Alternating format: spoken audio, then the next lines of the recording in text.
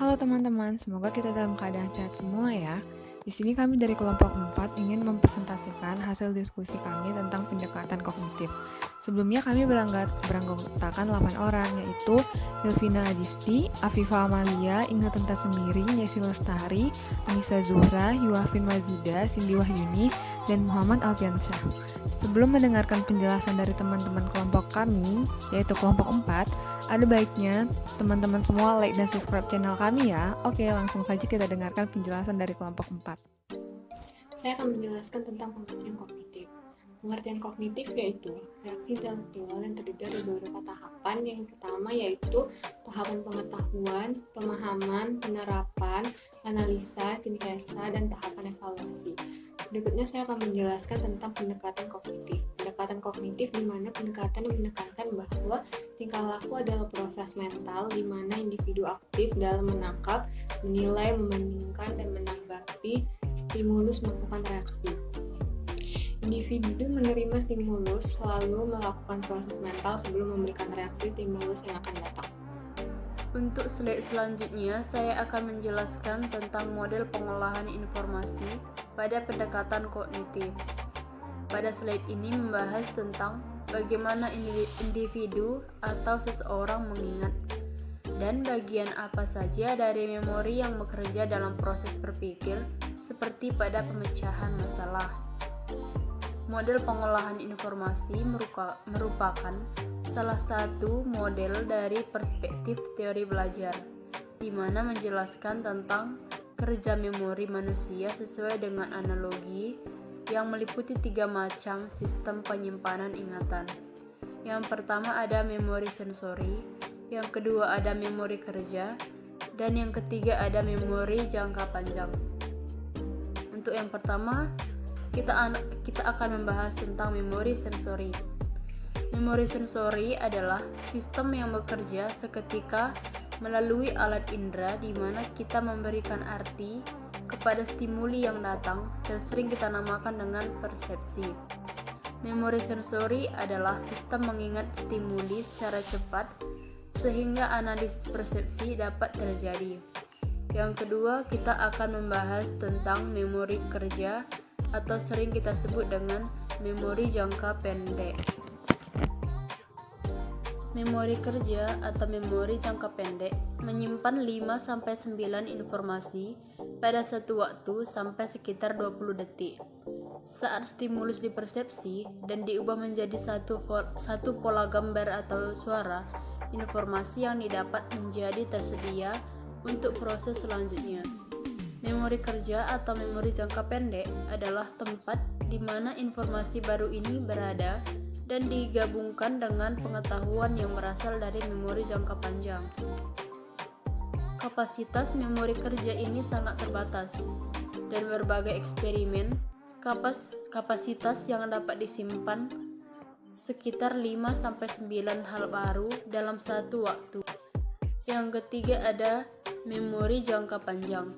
Memori jangka panjang inilah berbagai informasi disimpan dan dihubungkan dalam bentuk gambaran dan skema, suatu pola struktur data yang membuat kita bisa menggabungkan informasi kompleks yang sangat besar, membuat kesimpulan, dan memahami informasi baru. Bila kapasitas memori kerja atau memori jangka pendek sangat terbatas, namun beda halnya dengan kapasitas memori jangka panjang. Memori jangka panjang dapat dikatakan hampir tak terbatas. Kebanyakan kita tidak pernah menghitung kapasitasnya, dan saat satu informasi secara aman sudah disimpan, akan tetap ada di sana dalam waktu yang tak terbatas.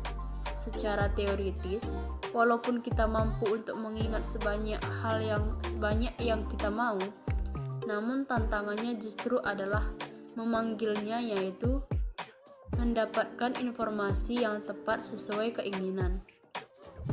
Akses pada informasi membutuhkan waktu dan usaha karena kita harus mencarinya dalam lautan informasi yang luas dalam memori jangka panjang, dan informasi yang jarang dipakai biasanya akan semakin sulit untuk ditemukan. Selanjutnya, saya akan melanjutkan tentang hubungan konsep manusia dengan kognitif. Nah, seperti yang sudah kita ketahui bahwa di dalam psikologi kognitif ini tentunya harus didukung oleh adanya konsep manusia. Ada 6 konsep manusia. Yang pertama itu konsep kognisi. Nah, konsep ini mempelajari proses-proses persepsi, ingatan, bahasa, penalaran, dan juga sebuah masalah. Kemudian ada konsep persepsi. Konsep persepsi ini merupakan sebuah pemikiran yang mengatakan bahwa pendapat sementara atau kesimpulan sementara yang dilakukan oleh seseorang terhadap suatu hal yang timbul dalam pikirannya. Kemudian ada konsep ingatan. Konsep ingatan ini merupakan kemampuan seseorang dalam mengingat informasi. Yang keempat ada konsep bahasa. Konsep ini merupakan sebuah konsep yang mengatakan bahwa informasi yang dilakukan manusia akan mudah diserap dan dipahami ketika bahasa yang digunakan sesuai dengan bagaimana cara orang tersebut melakukan sebuah komunikasi. Selanjutnya ada konsep penalaran. Seseorang yang memiliki penalaran yang tajam akan lebih mudah mendapatkan informasi. Dan yang terakhir itu ada konsep persoalan. Nah, konsep persoalan ini merupakan sikap dan perilaku dari seseorang manusia yang dapat mencerminkan masalah yang mereka hadapi. Dalam pendekatan kognitif, otak manusia menjadi tempat atau mengandung sebuah pikiran yang memungkinkan proses-proses mental untuk mengingat, mengambil keputusan, merencanakan, menentukan tujuan, dan kreatif. Salah satu hal penting yang telah diberikan yaitu memperlihatkan bagaimana sih pikiran dan penjelasan yang seseorang kemukakan mempengaruhi berbagai tindakan, perasaan, dan pilihan mereka. Teknik-teknik kognitif. Teknik kognitif adalah teknik yang digunakan konselor untuk mengubah cara berpikir klien.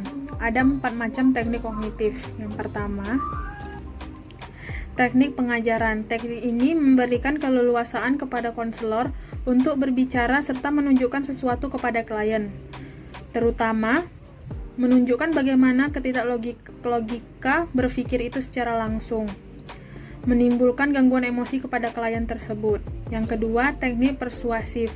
Meyakinkan klien untuk mengubah pandangannya karena pandangan yang ia kemukakan itu tidak benar. Konselor langsung mencoba mengemukakan perbagian argumentasi untuk menunjukkan apa yang dianggap oleh klien itu adalah tidak benar. Yang ketiga, ada teknik konfrontasi. Konselor menyerang ketidaklogikaan berpikir klien dan membawa klien ke arah berpikir yang lebih logik. Yang keempat, teknik pemberian tugas. Konselor memberikan tugas kepada klien untuk mencoba melakukan tindakan tertentu dalam situasi nyata, misalnya menugaskan klien bergaul dengan anggota masyarakat kalau mereka merasa terpancing dari pergaulan, atau membaca buku untuk memperbaiki kekeliruan cara berpikir. Selanjutnya, tujuan utama dalam teknik terapi kognitif. Tentunya teknik yang digunakan dalam terapi kognitif ini dibuat memiliki tujuan di dalamnya. Nah, ada 3 tujuan utama di dalam teknik terapi kognitif. Yang pertama, membangkitkan pikiran-pikiran klien melalui dialog internal atau bicara diri, dan interpretasi terhadap kejadian-kejadian yang dialami. Yang kedua, terapi bersama klien dapat mengumpulkan bukti yang mendukung atau menyanggah interpretasi yang telah diambil. Dan yang ketiga, dapat mendesain eksperimen untuk menguji validitas interpretasi dan menjaring data tambahan untuk diskusi di dalam proses perlakuan terapeutik. Nah, sekedar mengingat kembali mengenai terapi kognitif. Nah, terapi kognitif ini merupakan terapi pemahaman yang menekankan pada pengenalan dan pengubahan jalan pikir negatif dan keyakinan yang salah adaptasi. Sasarannya itu adalah cara berpikir si konseli atau klien. Nah, terapi kognitif ini khususnya diarahkan untuk memunculkan kesalahan-kesalahan atau kesesatan dalam berpikir. Contoh kesalahan atau kesesatan dalam berpikir yang dimunculkan diantaranya ada 5. Pertama itu berpikir dikotomik, yaitu berpikir yang serba ekstrim tanpa penilaian atau pendapat relativistik di tengah-tengah. Contohnya itu hitam versus putih, semua atau tidak sama sekali. Nah, yang kedua ada abstrak selektif. Memisahkan sebagian kecil dari situasi keseluruhan dengan mengabaikan sisa bagian yang jauh lebih besar atau lebih penting.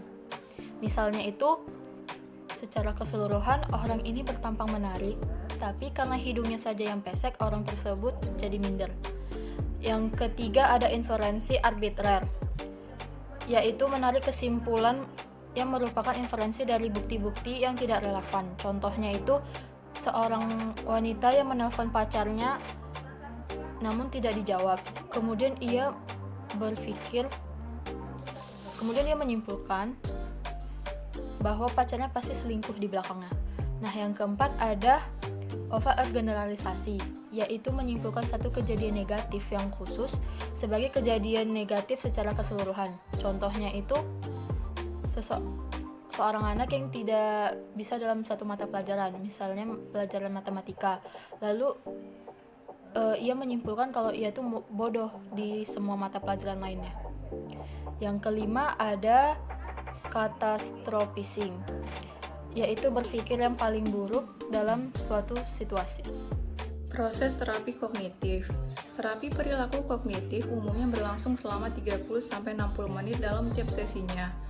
Terapis juga akan memastikan bahwa pasien merasa nyaman selama terapi berlangsung. Proses yang pertama yaitu identifikasi situasi atau kondisi yang mengganggu dalam hidup pasien. Terapis akan bertanya mengenai latar belakang dan masa lalu pasien. Terapis juga akan menanyakan sejumlah faktor yang mungkin terkait dengan masalah pasien, termasuk riwayat medis, peristiwa tertentu, misalnya pernah bercerai, gejala gangguan jiwa, hingga tujuan yang ingin dicapai di dalam terapi. Yang kedua, identifikasi pemikiran negatif. Pasien akan diminta mengungkapkan pemikiran dan perasaannya terkait masalah yang dihadapi. Dalam proses ini, pasien akan diminta membuat catatan untuk membantu memahami respons negatifnya saat menghadapi masalah. Sebagai contoh, pasien dengan gangguan kecemasan cenderung menghindari situasi yang memicu munculnya perasaan cemas dan gelisah. Dalam sesi terapi, pasien akan belajar memahami bahwa menghindari situasi tersebut malah akan meningkatkan rasa takut. Untuk mengubahnya, pasien akan dilatih untuk menghadapi rasa takut secara bertahap, sehingga muncul tersebut malah akan meningkatkan rasa takut. Untuk mengubahnya, pasien akan dilatih untuk menghadapi rasa takut secara bertahap, sehingga muncul kepercayaan dirinya saat mengalami situasi yang memicu kecemasan. Yang ketiga, setelah pasien memahami masalah dan respons negatif yang harus diubah, terapis akan menyarankan pasien untuk mulai berlatih merespons sesuatu dengan positif dalam aktivitas kesehariannya, misalnya dengan menegur diri sendiri bila muncul pikiran negatif dan menggantinya dengan pikiran positif. Proses latihan di atas dilakukan di antara sesi terapi dan akan didiskusikan pada sesi terapi berikutnya.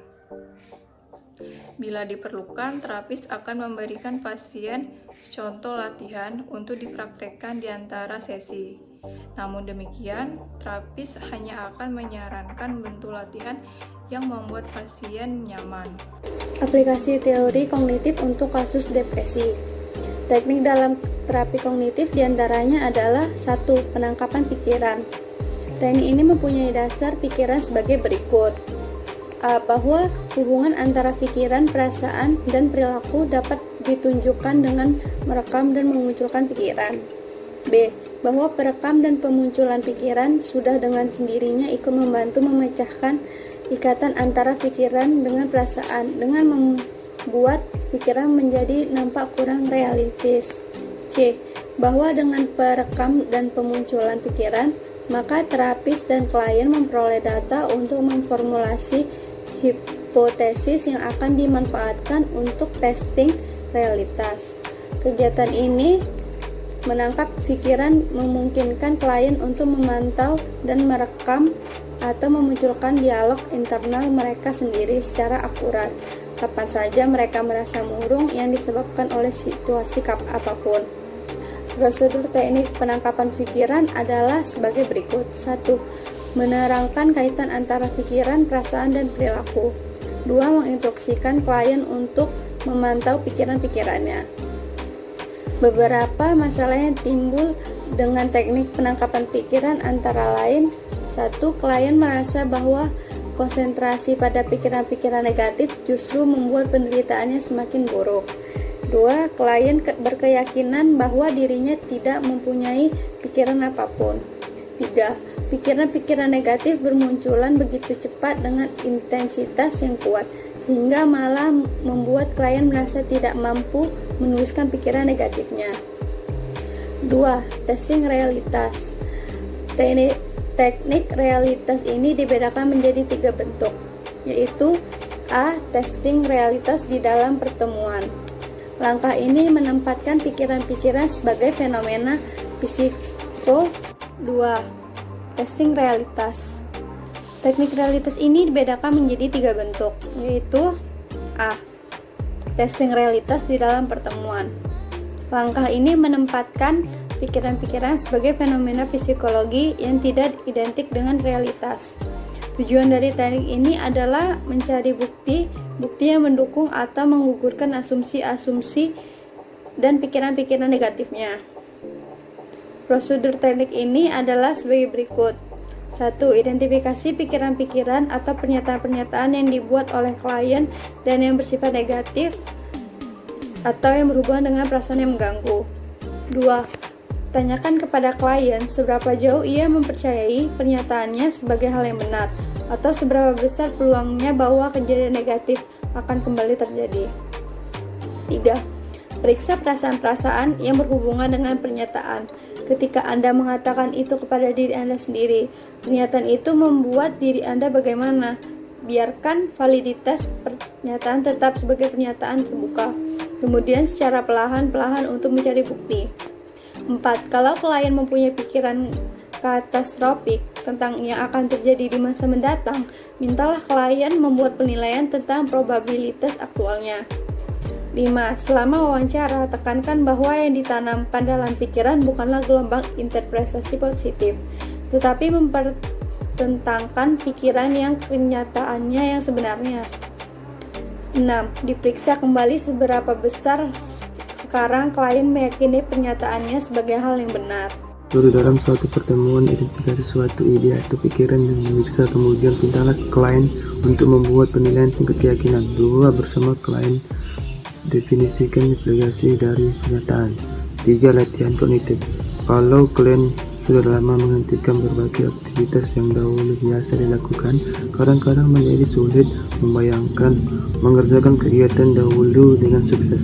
Tujuan dari latihan kognitif adalah untuk mengidentifikasikan saluran hambat yang ada dalam pikiran dan perasaan dengan pelaksanaan aktivitas. Prosedur latihan kognitif adalah sebagai berikut. 1. Identifikasi suatu aktivitas yang menimbulkan kesulitan tertentu. 2. Periksa apakah aktivitas itu merupakan jenis yang akan memberikan perasaan keberhasilan atau pencapaian atau kesenangan kalau dapat dikerjakan. 3. Periksa bahwa pemula dan penyelesaian tugas tidak tergantung pada orang lain, akan tetapi hanya tergantung pada klien sendiri. 4. Mintalah klien untuk membayangkan pelaksanaan tugas itu dengan perencanaan berhadap mulai dari langkah pemula sampai akibat dari penyelesaian tugas untuk diri sendiri dan orang lain. 5. Selama pelatihan kognitif, identifikasi tahap-tahap di antara klien mengalami kesulitan. Minta klien membayangkan semua aspek dari kesulitan tersebut. Kemudian katakan bahwa hambatan sudah dilampaui, maka klien dapat melaksanakan pelaksanaan tugas. 6. Diskusikan dengan klien keseluruhan tugas dan hambatan-hambatannya. Kemudian aturlah cara mengatasi sebagai pekerjaan rumah, diantaranya tahap pertemuan terapi. Sekian penjelasan dari kelompok 4 tentang pendekatan kognitif. Semoga video ini dapat menambah pengetahuan bagi teman-teman semua ya. Jika ada salah kata dalam penjelasan materi tadi, mohon dimaafkan ya. Oke teman-teman, sekian video kami kali ini. Sekali lagi jangan lupa like, comment, share, and subscribe ya, agar kami semangat untuk membuat video tentang pelajaran yang lain. Terima kasih teman-teman.